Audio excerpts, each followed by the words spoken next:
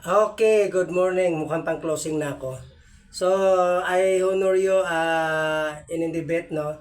So, yun lang muna doon sa, maganda yung topic talaga kasi bagay ito sa mahihain sa video, no?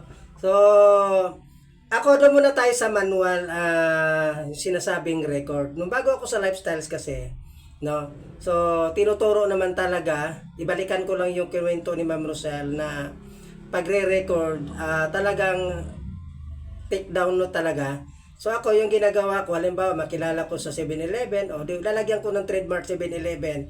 Kung anong pangalan niya, anong background niya, address niya, cellphone number, FB. So ganoon naman talaga lahat tayo, no? So ganoon ako, ganoon yung routine ng buhay ko. Then nilaunch yung social media. So sa social media, siyempre hindi pa naman talaga ako confident, no? Mahihain ako, siyempre. Sa umpisa bulol-bulol ako magsalita. So ngayon kahit papaano na-improve na. So sa social media, ang ginagawa ko talaga noon is since naman talaga ang cellphone ko hindi man kagandahan pero dalawa ang cellphone ko, ito pangatlo yung laptop ko. So nagre-record talaga ako, nagsasalita ako sa sarili ko. Tapos tinitingnan ko yung sarili ko, sa umpisa parang awkward sa akin na ganyan pala pag nagsalita, no? Kasi hindi pa ako sanay sa social media.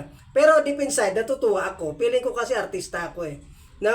So, yan, hanggang na-improve at nag-decide ako na i-post ko sa sa FB o kung saan-saan. So ngayon meron akong TikTok, may may YouTube.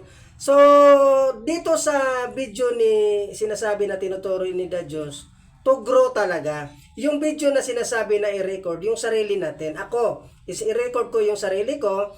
Ngayon pagkatapos ng activity ko, yung record ko, i-replay ko yon, titingnan ko kung ano ba yung ibabawas ko, ano ba yung ikukulang ko, ano ba idadagdag ko. So, yun lang talaga ang purpose doon.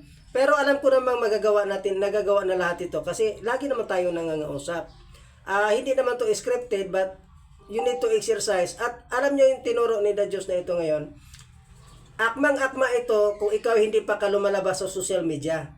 So, ako kasi kagabi pa lang, no, naggumawa ako ng after ng Hope, Biga Hope, nagawa ako ng 20 minutes, 30 minutes video content. So, kung dati mahihain ako, hindi ko masyado mali-mali pa, pero kagabi, hindi naman kagandahan, pero perfect, no, na nagawa ko lahat ng video din, i-rewind ko siya, titingnan ko kung hindi ka aya-aya, medyo may hindi maganda, bura ko yon. Pero kagabi yung 20, wala akong binura. Ibig sabihin, na-exercise na yung confident ko dito sa social media. So, yun yung record na sinasabi na para ma-improve yung confident natin at kung yung prospecting naman yon, ano ba yung mga sinasabi ko, bakit parang hindi siya nag-yes o parang hindi siya nag-trust sa akin. So, babaguhin ko yon, papalitan ko yon another strategy kasi makikita naman natin yung sarili natin. So, yun, dagdag ko lang. So, mayroon ngang nagsabi o pinurward sa akin na binidyohan at sabi niya, ayoko talaga makita ang sarili ko. Hindi dapat ganun. Kailangan be proud sa sarili natin kasi to grow naman yon.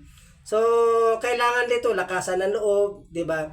Lalo na ngayon sa social media, lalo na yung mga medyo may age na sa atin, very inspiring kayo pag lumabas kayo sa social media. Kasi kung nagagawa ninyo, mas magagawa. Kung nagagawa ninyo na medyo may kaedad na, why not na hindi kayang gawin sa medyo bata-bata pa? So, inay, thank you.